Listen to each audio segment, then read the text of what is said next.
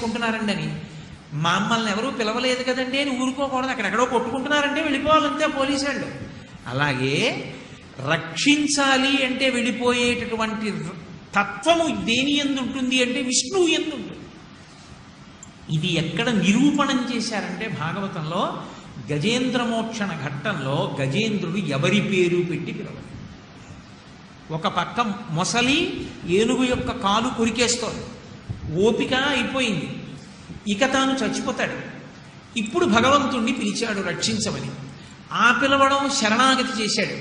నేను ఏ ఉపాయం పెట్టుకోను, నువ్వే వచ్చి రక్షించాలన్నాడు. ఏదో పేర్లు ఉన్నాయి ఈశ్వరుడు కూడా. శివ అంటే చటుక్కును పలుకుతాడు ఒక ఆయన, గోవింద అంటే చటుక్కును పలుకుతాడు ఇంకో ఆయన, ఓ సుబ్రహ్మణ్య అంటే పలుకుతాడు ఒక ఆయన. ఆ రూపాలే ఉన్నాయి, రకరకాల రూపాలతో ఉంటాడు.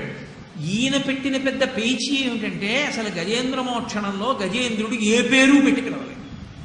పెద్ద స్తోత్రం చేశాడు, ఏం తక్కువ స్తోత్రం చేయలేదు, కానీ అందులో ఏ పేరు వాడలేదు.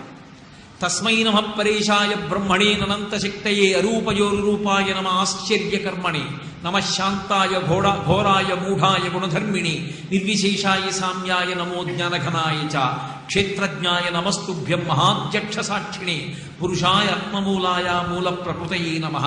సోహం విశ్వసృజం విశ్వమవిశ్వం విశ్వవేదసం విశ్వాత్మానం పరం బ్రహ్మ ప్రణతోస్మి పరమం పదం. యోగరంధితకర్మాణో హృదియోగ విభావతే యోగినూయం ప్రపశ్యంతి యోగీశం తం నతోస్మృహం. నమో నమస్తే కిల కారణాయ నిష్కారణాయ అద్భుత కారణాయ సర్వాగమామ్నాయ మహార్ణవాయ నమోపవర్గాయ పరాయణాయ. వ్యాసుడు సంస్కృత భాగవతంలో పిలిచాడు గజేంద్రుడి చేత. ఏ ఒక్క పేరు లేదు, భగవంతుని యొక్క విశేషాల్ని వర్ణిస్తూ పిలిచాడు. ఎవరు రావాలి? 33 కోట్ల మంది దేవతల్లో ఎవరిని పిలుస్తున్నాడని అందరూ చూశారు. ఏదైనా పేరు వాడతాడేమో అని ఆగారు. ఎవ్వరి పేరు వాళ్ళ. పోతన గారు యథాతథంగా అంగీకరించారు. ఎవ్వని చేజనించు జగమెవ్వని లోపల నుండి లీనమై ఎవ్వని ఎందుడిందు పరమేశ్వరుడెవ్వడు మూల కారణం వెవ్వడు నాది మధ్యలుడెవ్వడు సర్వము తానయైన వాడెవ్వడు అని ఆత్మభౌ ఈశ్వరునే శరణంబు వేడదం అన్నాడు. నేను ఆయన్ని పిలుస్తున్నాను. ఎవరిలో లోకాలు పుట్టాయో, ఎవరి లోకంకి వెళ్ళిపోయాయో, ఎవరిలో ఉండిపోయాయో అదిగో ఆయన్ని పిలుస్తున్నాను. ఎవరైనా లోకంబులు లోకేశులు లోకస్తులు తెగిన తుది అలోకంబకు పెంజీకటి కావల ఎవ్వండే కకృతి వెలుగు అతని నేసేవింతున్నా. ఈ లోకాలన్నీ లయమైపోతే చీకటైపోతే వీటికి అన్నిటికీ ఆవల ఎక్కడో ఒక్కడో కూర్చుని ఉంటాడు. అక్కడ నతత్ర సూర్యోభాతి నచంద్ర తారకం నేమా విద్యుతో భాతి కుతోజమగ్ని త్వమేవ భాంతమనుభాతి సర్వం తస్య భాషా సర్వమిదం విభాతి. సూర్యచంద్రుల ప్రమేయం లేకుండా ఒక్కడు వెలుగుతూ ఉండిపోతాడే వాడొస్తాడన్నాడు. ఎవరు రావాలి? ఎవరి పేరు పెట్టి పిలవకపోతే విష్ణువు బయలుదేరాడు. ఆయన ఎందుకు బయలుదేరడం? మరి ఆయన్ని పిలవలేదుగా, విష్ణోహో అని పిలవాలా? విష్ణు సహస్రంలో పేరు పెట్టలేదుగా. అది పోతన గారి భాగవత రహస్యం. ఎప్పుడెప్పుడు రక్షణ కావలసి వచ్చిందో అప్పుడప్పుడు స్థితికారుడిగా పెడతాడు. స్థితికారుడు అన్న మాట అందుకొచ్చింది. సృష్టి స్థితి లయములు అన్న మాట అందుకొచ్చాయి. స్థితి అంటే రక్షణ, నిలబెట్టుట, ఉన్నది ఉంచుట. యోగము రక్షణ, ఇవి రెండూ చెయ్యాలంటే విష్ణు స్వరూపంతో వస్తాడు భగవాన్. అంత మాత్రం చేత శివస్వరూపంతో రాడని మీరు అనకూడదు. అసలు నిజానికి ఒక్కడే పరమేశ్వర స్వరూపం అని నేను మీకు మొట్టమొదటి నుంచి మనవి చేస్తాను. శివస్వరూపంగా కూడా వస్తాడు. అందుకే బాగా పరిణితి కలిగినటువంటి వారు భగవంతుణ్ణి ప్రార్థన చేస్తే ఒక అక్షరం మీరు మార్చవలసిన అవసరం లేకుండా అదే శ్లోకం అందరికీ అన్వయం అయిపోయేటట్టుగా ఇస్తారు. కాళిదాస మహాకవి రఘువంశం చేస్తూ ప్రార్థనా శ్లోకం ఇచ్చాడు. వాగర్ధ వివసంపృక్తౌ వాగర్ధ ప్రతిపత్తై జగధ పితరౌ వందే పార్వతీ పరమేశ్వరౌ. వాక్కు అర్థము ఎలా కలిసి ఉంటాయో అలా పార్వతీ పరమేశ్వరౌ. పార్వతీ పరమేశ్వరులు ఒకరితో ఒకరు కలిసి ఉంటారు. ఆయన వామార్థ భాగమునందు ఆవిడ ఉంటుంది. వాళ్ళిద్దరూ జగధ పితరౌ వందే, వాళ్ళిద్దరూ జగత్తుకి తల్లిదండ్రులు. వందే నమస్కరించుచున్నాను అన్నాడు. పార్వతీ పరమేశ్వరుడికి నమస్కరించాడు. అదే శ్లోకం ఒక అక్షరం మార్చకుండా కాళిదాసు లక్ష్మీనారాయణులకు నమస్కరించాడు అని నేను అన్నాను అనుకోండి, అంతే. లక్ష్మీనారాయణులకే నమస్కరించాడు. ఎందుకో తెలుసా? వాగర్ధావివ సంపృక్తౌ వాగర్ధ ప్రతిపత్తయే జగధ పితరౌ వందే పార్వతీప రమేశ్వరౌ అన్నాను అనుకోండి. ఇప్పుడు ఆయన లక్ష్మీనారాయణులకి నమస్కరించాడు, పార్వతీ పరమేశ్వరులకి నమస్కరించాడు. ఎందుకో తెలుసా? సంస్కృతంలో ఒక చమత్కారం ఉంది. పార్వతీపతి అనక్కర్లేదు. పార్వతీప అన్నాను అనుకోండి, ప అంటే పతి. అందుకని పార్వతీప అంటే పార్వతీదేవి యొక్క పతి, అంటే పార్వతీతో కలిసి ఉన్నవాడు. అంబ సదాశివ, సాంబ సదాశివ. సాంబ సదాశివునికి నమస్కరిస్తున్నాను. పార్వతీప. రమేశ్వరవు, రమ లక్ష్మీదేవి. రమేశ్వరవు లక్ష్మీదేవి యొక్క ఈశ్వరుడు విష్ణువు. లక్ష్మీనారాయణులకు పార్వతీ పరమేశ్వరులకు నమస్కరించుతున్నాను. అదే శ్లోకంలో మీరు ఒక్క అక్షరం కొత్తగా తేవక్కర్లేదు, ఉన్న అక్షరం తీసేయక్కర్లేదు. చదివేటప్పుడు మీరు ఎక్కడ ఆపారన్న దాన్ని బట్టి మీరు ఎవరికి నమస్కారం చేశారో తెలిసిపోతుంది. పార్వతీ పరమేశ్వరవు అన్నాను అనుకోండి, ఒకవేళ నా కులదైవం పార్వతీ పరమేశ్వరులు అయితే వాళ్ళకి నమస్కరించాను, వాళ్లే లక్ష్మీనారాయణులు కూడా అని నా మనసు సంతోషించి పార్వతీ పరమేశ్వరులకు లక్ష్మీనారాయణులకు కూడా నమస్కరించుతున్నాను అనాలనిపించింది అనుకోండి, పార్వతీప రమేశ్వరవు అన్నాను అనుకోండి, ఇద్దరికీ నమస్కరించాను. పూర్వం అంత అద్భుతమైన శ్లోకాలు వచ్చి, ఎందుకని అంటే పరిణతి. వాళ్ళు ఈశ్వరుని యందు అభేదతత్వాన్ని చూసేవారు. అలా శివుడు రక్షకుడు కాడని నేను సిద్ధాంతీకరించట్లేదు, కానీ ఇందాక మీతో చెప్పినట్టు రక్షణ అంటే మొట్టమొదట రక్షణ బాధ్యత పోలీసులదైనట్లు, అసలు స్థితికార లక్షణము అంటే రక్షించవలసిన ప్రథమ కర్తవ్యంతో ఉండేటటువంటి వాడు శ్రీ మహావిష్ణువు. ఒక్కొక్కసారి విష్ణువుకి కూడా ఉపద్రవం వచ్చేస్తుంది. అప్పుడెవరు రక్షిస్తారు? శివుడు రక్షిస్తుంటాడు. అదో గమ్మత్తు. హాలాహలం పుట్టినప్పుడు శ్రీ మహావిష్ణువు కూడా కైలాసానికి వెళ్ళిపోయి అయ్య బాబోయ్ ఈ హాలాహలం వచ్చేసింది, మమ్మల్ని రక్షించమని చని కైలాసముదొచ్చి శంకరుడి వాసద్వారముంజేరి ఈశుడి గవ్వారికు లడ్డు పట్టదల మంచుందొచ్చి కుయ్యో మొర్రో విను మాలింపము చిత్తగింపము దయం వీక్షింపు మంచ అంబుజారణ ముఖ్యుల్ కని రక్తరక్షణ కళా సంరంభుని శంభుని. ఆయన దగ్గరికి వెళ్ళారు. పెడితే ఆయన అన్నాడు, హరిమది ఆనందించిన హరినక్షి జగంబులల్లయ ఆనందించను హరియును జగములు వెచ్చక గరళను వారించుటొప్పు కవలదలాక్షి. మీ అన్నయ్య స్థితికారుడు శ్రీ మహావిష్ణువు లోకాలు కాలిపోతుంటే బాధపడుతున్నాడు, ఆయన్ని రక్షించడానికి లోకాల్ని నేను రక్షిస్తాను, హాలాహలం నేను పుచ్చేసుకుంటా అన్నాడు. ఇప్పుడు ఎవరు రక్షకుడు? విష్ణువుకి రక్షకుడు శివుడు అయ్యాడు. ఒక్కొక్కప్పుడు శివుడికి రక్షకుడు విష్ణువు అవుతాడు. అదో గమ్మత్తు ఉంటుంది. మళ్ళీ శివుడు ఎప్పుడో ఎవరి కడుపులోకి వెళ్ళిపోతాడు. మహాభక్తితో ఆయన అడిగాడు, పార్వతీదేవి ఆయన్ని బయటికి తీసుకురమ్మంటుంది. అప్పుడు ఈయన మళ్ళీ వెళ్ళి ఆయన్ని కడుపు చీంచి ఆయనలోంచి శివుణ్ణి బయటికి తీసుకొస్తూ ఉంటాడు. కాబట్టి ఇవి చమత్కారాలంతే. అలా శివుడు విష్ణువు అని రెండు ఉన్నాయని మీరు అనుకుంటే, అసలు పౌరాణిక వాంగ్మయంలో ఒక విష్ణువే రెండుగా ఎదురుపడుతుంటారు ఒకరికొకరు.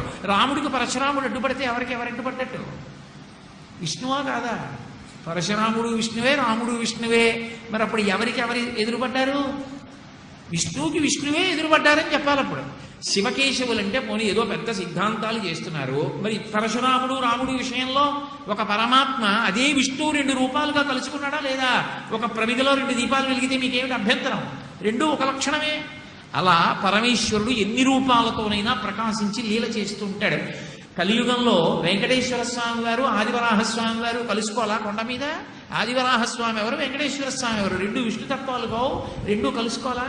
అంటే మరి రెండూ విష్ణు స్వరూపాలే అయితే రెండూ ఇలా కలుసుకోవడం ఎలా సంభవం? అంటే అదో లీల, అదో సంతోషం, అదో సరదా. మీకు నచ్చిన ఒక నాయకుడే 5 పాత్రలు ఇస్తే సంతోషించినట్టు. అలా పరమేశ్వరుడు కూడా లీల చేస్తాడు. అందుకని ఆయన రక్షకత్వం వహిస్తాడు. రక్షకత్వం వహించడం అనేటటువంటి దానిలో ప్రధానమైనటువంటి కర్తవ్యం ఎవరిది అంటే విష్ణువుది. అందుకే గజేంద్ర మోక్షణంలో ఎవరి పేరు పెట్టి పిలవకపోయినా ఎవరు పరిగెత్తుకొచ్చారంటే విష్ణువు పరిగెత్తుకొచ్చారు. పరిగెత్తుకొచ్చి రక్షణ చేశారు. రక్షణ విష్ణువుది కనుక దశావతారములు అని చెప్పవలసి వచ్చినప్పుడు విష్ణు అవతారములే చెప్పాలి. కాబట్టి తప్పులేదు. కాబట్టి దశావతారములు విష్ణువువి చెప్తే శివుడివి చెప్పలేదేమిటండి? ఒక్కటి కూడాను అని అడగకూడదు. రక్షణకి సంబంధించినది అవతారము కిందికి వస్తూ ఉంటాడు. కాబట్టి రక్షణ అన్న మాటలో 3 లక్షణములు ఉంటాయి. నిన్ను చూడకుండా ఉండలేనన్న వాడి కోసం రావడం ఒక ఎత్తైతే, ధర్మాన్ని పాడు చేసేవాడిని చంపడానికి వస్తాడు. మళ్ళీ ఇక్కడ ఒక పెద్ద పేచి. చాలామంది యొక్క ఉద్దేశం ఎలా ఉంటుందంటే, అలా చంపినప్పుడు క్రూరుడు, భక్తుణ్ణి కాపాడినప్పుడు రక్షకుడు అనుకుంటుంటారు. కాదు, మీరు చాలా జాగ్రత్తగా ఆలోచన చేస్తే అసలు క్రూరులైనటువంటి రాక్షసుల్ని సంహరించడం కూడా భగవంతుని యొక్క కారుణ్యమే. ఒక ఆయనకి పెద్ద కురిపేసిందండి, డాక్టర్ గారి దగ్గరికి వెళ్ళాడు. ఇక ఇది మందులకు తగ్గదయా, దీంతో నువ్వు బాధపడలేవు, దీనివల్ల శరీరం పాడైపోతుంది, ఇది తీసేస్తాను ఈ కురుపు అన్నాడు. తీసేసేయండి డాక్టర్ గారు అన్నాడు. ఓ కత్తెట్టు కోసేశారు డాక్టర్ గారు. ఇప్పుడు డాక్టర్ గారికి కురుపు మీద కోపమా, డాక్టర్ గారికి నా మీద కోపమా? ఎందుకు కోసేశారు కురుపుని? కురుపుని కోసేయడం, దానివల్ల నేను బాధపడ్డం నా బాధని తగ్గించడానికి. కురుపుని కోసి బాధ పెట్టడం ఎందుకు అంటే, నేను బతికున్నన్నాళ్ళు బాధపడకుండా ఉండడానికి, కురుపు వల్ల నా శరీరం పాడైపోకుండా ఉండడానికి, దుష్టాంగమును ఖండించి శిష్టాంగమును రక్ష చేయడంలో డాక్టర్ యొక్క కారుణ్యం ఎలా ఉంటుందో, భగవంతుడు కూడా ఒరే ఇంకా వీడు ఉపాధితో ఉంటే ఇలాంటి పనులే చేస్తున్నాడు, వీడి వల్ల లోకానికి శాంతి లేదు, వీడు పాడైపోతున్నాడు, కాబట్టి విడిపించేస్తానని విడిపించేస్తాడు శరీరంలోంచి. ఆ విడిపించేయడం కూడా కారుణ్యమే తప్ప ఆయన ఏం క్రౌర్యంతో విడిపించడు. అందుకే మీరు చాలా జాగ్రత్తగా గమనించండి, మీకు ఏ ఇతర విశ్వాసమునందు ఆ మాట కనపడదు. మృత్యువుని దేవత అని పిలిచేటటువంటి ఏకైక విశ్వాసము సనాతన ధర్మం ఒక్కటే. మృత్యు దేవత అని పిలుస్తారు తప్ప మృత్యువుని పట్టుకుని దేవతాస్వరూపం కాదు అని అనం మనం. మృత్యుదేవత వచ్చిందండి, మృత్యుదేవత ఒడిలో ఆయన ఉరిగిపోయాడు అంటారు. మృత్యుదేవత నోటి 2 కోరల చిక్కి బ్రతికినొనక వేళ బ్రతుకోవచ్చు, అది ఆ శ్రీకృష్ణార్జున యుద్ధంలో. కాబట్టి మృత్యుదేవత నోటి, మృత్యుదేవత అంటాం ఎందుకని? 90 సంవత్సరాల వయసు వచ్చేసి తన మలమూత్రాలు తాను విసర్జించుకోలేకుండా మంచాన పడిపోయి ఉన్నటువంటి స్థితిలో కూడా ఇంకా ఉపాధిని పట్టుకుని వేలాడాలని అనుకుంటాడు జీవుడు. అప్పుడు మృత్యువు దేవత అయ్యి, ఓరి పిచ్చాడా, ఎన్నాళ్ళు ఇలా ఉంటావు, ఏం చేసుకుంటావు దాంతో? ఓ స్నానం చేస్తావా, లేచి వండుకుంటావా, అన్నం తింటావా, నీ మలమూత్రాలు నువ్వు విసర్జించుకుంటావా, నీ ఒంటి మీద బట్టుందో లేదో నీకు తెలియదు, నువ్వేం మాట్లాడుతున్నావో నీకు తెలియదు, నువ్వు తిన్నావో తెలియదు, తినలేదో తెలియదు, ఎందుకురా మంచాన పట్టి ఉండడం? వద్దు, ఈ ఉపాధిని వదిలి ఇంకొక ఉపాధిని ఇస్తాను, చక్కగా ఆ ఉపాధిలోకి వెళ్ళి మళ్ళీ జవసత్వాలతో భగవంతుడిని సేవించుకో అని ఈ ఉపాధి నుంచి విడతీసేస్తుంది మృత్యుదేవత. అలా విడతీయలేదనుకోండి, ఆయన మాట అలా ఉంచండి, ఇంట్లో వాళ్ళకి ఎంత కష్టం, ఎన్నాళ్ళు చేస్తారు, ఎవరు చేస్తారు, ఇబ్బంది కాదు. ఎవరు చేసేవాళ్ళు ఉంటే చాలా అదృష్టం. అటువంటి కొడుకు కోళ్ళు దొరికితే చాలా అదృష్టవంతులే, ఎన్నేళ్ళు బతికినా. అందరికీ అలా దొరకదు. కాబట్టి మృత్యుదేవత శరీరము నుండి జీవుణ్ణి విడదీసేసి ఇంకో శరీరంలోకి వెళ్ళిపోవడానికి అవకాశం ఇచ్చేస్తుంది. అందుకే సనాతన ధర్మంలో మృత్యువుకి కూడా దేవతా లక్షణమే ఇచ్చారు. అటువంటి సనాతన ధర్మంలో రక్షకత్వము అంటే విష్ణువుది కాబట్టి ఆ విష్ణువు 10 మార్లు ప్రధానంగా దిగి వచ్చినటువంటివి ఏవి ఉన్నాయో, ఏవి విన్నంత మాత్రం చేత మనకి భగవంతుని యందు భక్తి అంకురిస్తుందో అటువంటి గాథలు ఉన్నటువంటి వృత్తాంతములు 10ంటికి దశావతారములని పేరు. అందుకని ఈ 10 అవతారాల్ని స్వీకరిస్తారు తప్ప ఇతరమైన వాటిని ఇక చెప్పుకోరు. లేకపోలేదు. భాగవతంలోనే ఏకవింశతి అవతారములని 21 అవతారములు ఒక చోట చెప్తారు. కానీ అవన్నీ కూడా మనం చెప్పం. ప్రధానంగా ఏ 10ంటి గురించి మాట్లాడతామంటే మత్స్యావతారం దగ్గర నుంచి కల్కి అవతారం వరకు ఉన్నటువంటి అవతారములను 10ంటిని మాట్లాడతాం.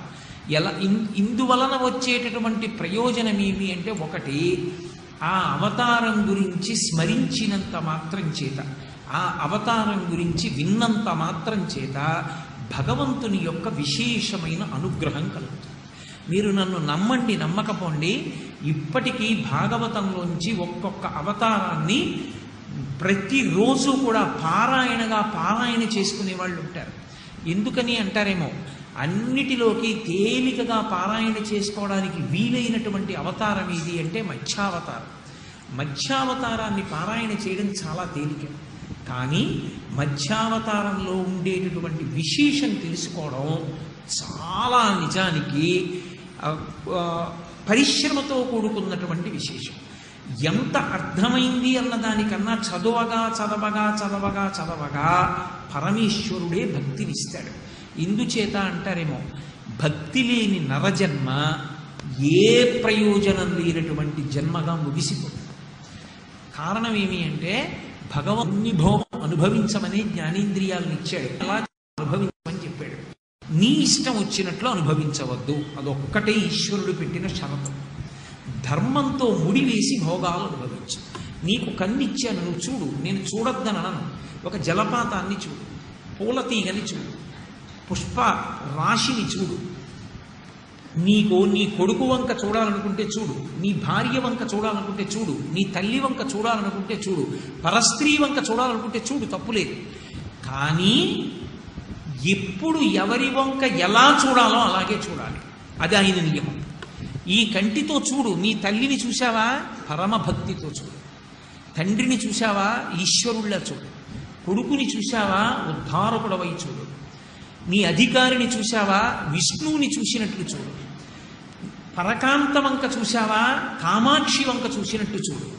నువ్వు చూడకుండా ఉండమని ఈశ్వరుడు నియమం పెట్టలేదు, చూడు, కానీ ఎలా చూడాలో అలాగే చూడు అంటే తప్ప ఇంకొకలా చూడడానికి వీల్లేదు. అందుకే భక్తి ఏర్పడడానికి కారణములు 4 ఉంటాయి. ఈ 4 వినా 5వ కారణం ఉండదు. ఈ 4 మొట్టమొదటి కారణం ఏది అంటే భక్తి ఏర్పడడానికి ప్రథమ కారణము గురువు. గురువు వలన భక్తి ఏర్పడుతుంది. గురువుతో కలిసి జీవించిన, గురువు గారి మాటలు వింటున్నా అసలు ఎందుకు భక్తితో ఉండాలి అన్నది అర్థమవుతుంది. రెండవది శాస్త్రం. శాస్త్రాన్ని పరిశీలించిన, శాస్త్రం చదువుకున్న ఎందుకు భక్తితో బ్రతకాలో అర్థమవుతుంది. మూడవది ఈశ్వరుని యొక్క అనుగ్రహం. కొంతమందికి ఏ ప్రయత్నం లేకపోయినా ఈశ్వరుని యొక్క అనుగ్రహం అకస్మాత్తుగా కలుగుతుంది. 63 మంది నాయనార్ల కథలు చదివితే తోస్తుంది. భక్త కన్నప్పకి ఎక్కడి నుంచి వచ్చింది? అప్పటి వరకు వేటాడిన వాడు అడవిలో ఒక మృగాన్ని వేటాడి దీన్ని కాలుస్తుండరా ఒళ్ళంతా మట్టి పట్టింది, స్నానం చేసి వస్తానన్నాడు. స్నానం చేసి వస్తానని వెళ్ళినవాడు గోలో ఉన్న శివలింగాన్ని చూశాడు. భక్తుడైపోయాడు, తన కన్నే ఇచ్చేశాడు, కన్నప్ప అని పేరు సంపాదించుకున్నాడు. ఎక్కడి నుంచి వచ్చిందని చెప్పాలి ఇప్పుడు ఆ భక్తి? భగవంతుని యొక్క అనుగ్రహం. అందుకే నాయనార్ల కథలు, ఆళ్వార్ల కథలు భక్తితో నిండిపోయి ఉంటాయి. ఒక్కొక్కసారి ఈశ్వరానుగ్రహం వర్షిస్తే పరమభక్తుడైపోతాడు. 4వది గత జన్మల యందు చేసిన సాధన. మీరు చూడండి, కొంతమంది బాల్యంలోనే విశేషమైనటువంటి భక్తిని పొంది ఉంటారు. నేను ఒక చోట ఒక ఇంట్లో ఒక విషయం చూశాను. ఒక ఆయన బొద్దింకలన్నీ కొట్టి కాగితంలో వేసి బయటికి పట్టుకెడుతున్నాడు, పడేద్దామని. మనవడు అన్నాడు తాతగారితోటి, ఒక్క బొద్దింకని బతికించగలరా తాతగారు అన్నాడు. అంటే తాతగారు అన్నాడు, చచ్చిపోయిన వాటిని బతికించలేమిట్రా అన్నాడు. అన్నిటినీ చంపగలిగారు కానీ ఒక్కదాన్ని బతికించలేనప్పుడు ఇన్నిటిని చంపే అధికారం మీకు ఎక్కడిది అన్నాడు. పట్టుకుని బయటపడేయచ్చుగా, చంపేయడం ఎందుకు? నేను చాలా తెల్లబోయాను. తాతగారికి రాని పరిణితి ఆ పిల్లవాడికి వచ్చింది అంటే ఏమనుకోవలసి ఉంటుంది? అది ప్రహ్లాదుడి భక్తి. గత జన్మలలో చేసుకున్నటువంటి సాధన అనుకోకుండా మంచి గ్రంథాల వైపుకి, పెద్దల వైపుకి, భగవంతుడి వైపుకి చిన్నతనం నుంచి నడిపించేస్తుంది. ఈ 4 భక్తికి సాధనములు. భక్తి లేకపోతే ఏమవుతుంది అని మీరు నన్ను అడగచ్చు. భక్తి లేనివాడు, భక్తి ఉన్నవాడు కూడా భోగానుభవమునందు తేడా ఏమి ఉండదు, ఒక్కలాగే అనుభవిస్తాడు.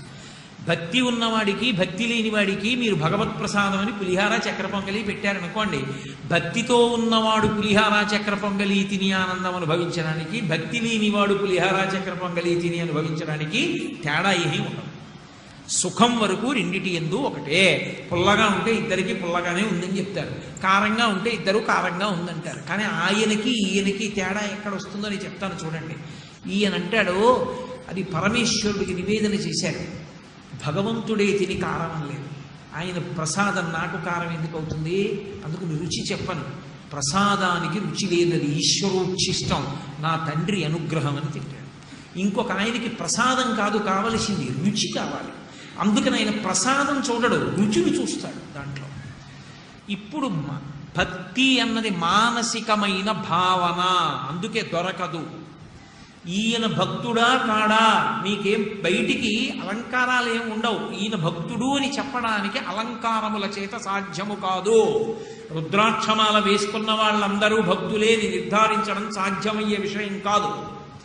భక్తి యథార్థమునకు ఎక్కడుంటుంది అంటే తైలపాత్ర పైకెత్తి పట్టుకుని పోస్తే అలా ధార వచ్చి కింది పాత్రలో పడినట్టుగా ఏది చేస్తున్నా భగవంతుణ్ణి తలుచుకుని రమించిపోయే హృదయం ఉన్నవాడెవడో వాడు భక్తుడు.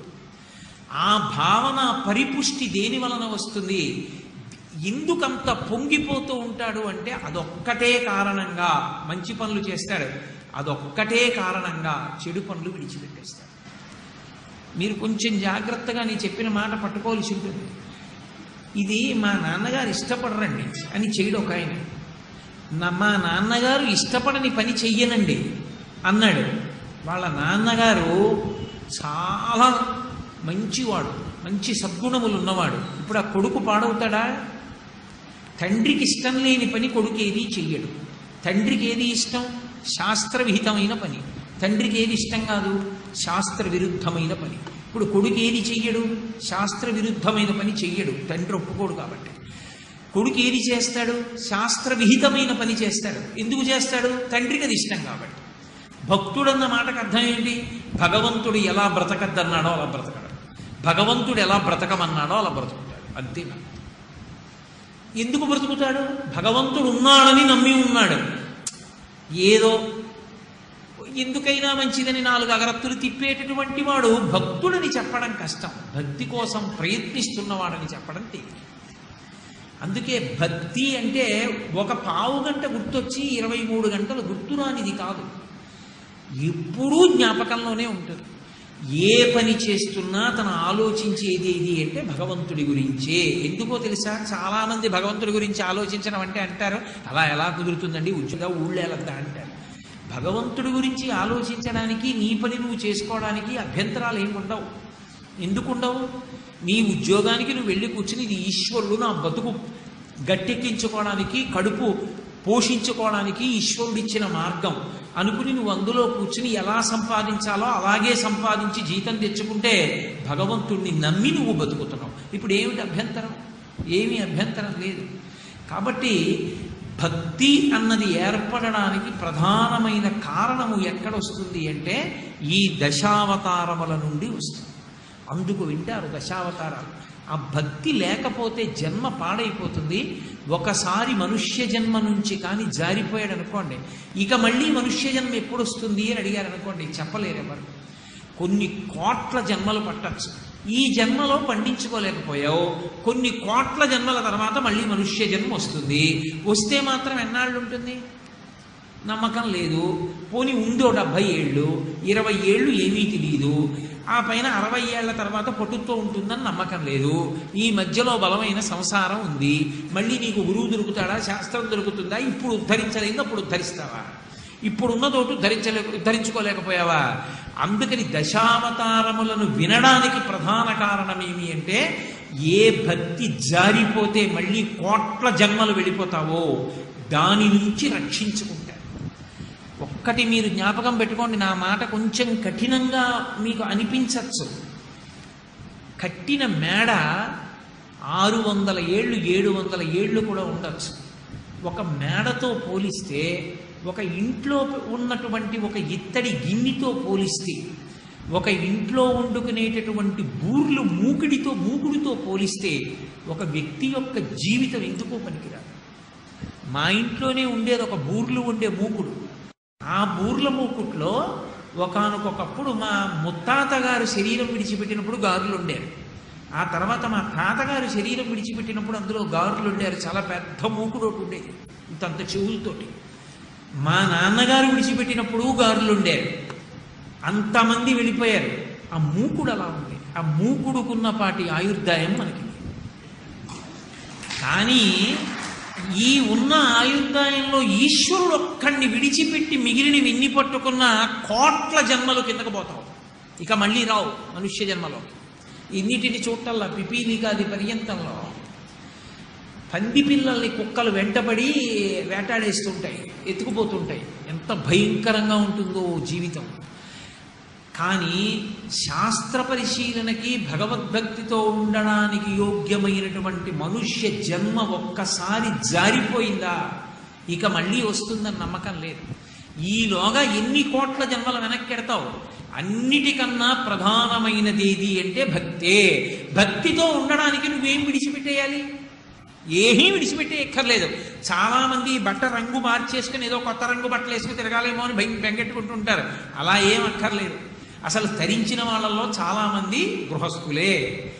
ఋషులు గృహస్థులు గారు సంసారాలతో లేరు. వాళ్ళు ధర్మము అని ఒక మాట, భగవంతుడు ఎలా చెప్పాడో అలా బ్రతికితే వాడు ఉన్నాడు, నేను ఆయనకి లెక్క చెప్పుకోవలసి ఉంటుంది, ఎవడు పడతాడు ఈ గొడవంతా అనుకుంటే చాలు. భాగవతంలో ఈ విషయాన్ని చెప్తున్నాడు పరీక్షిత్ మహారాజు గారు. చిత్రం ఏంటంటే భాగవతంలో ఈ దశావతారాలు చెప్పినప్పుడు మొదటి అవతారం మత్స్యావతారం కాబట్టి నేను మొట్టమొదట ప్రథమ స్కంధంలో దీన్ని చెప్తానండి అని ఏం చెప్పరు. ఎక్కడో తీసుకెళ్ళి చెప్తారు. నాకు జ్ఞాపకం ఉంటే బహుశా అష్టమ స్కంధంలోనో నవమ స్కంధంలోనో చెప్పారు మత్స్యావతార ఘట్టాన్ని. ఆ మత్స్యావతార ఘట్టం చెప్పేటప్పుడు శుకబ్రహ్మ చెప్తున్నాడు, పరీక్షిత్తు వింటున్నాడు.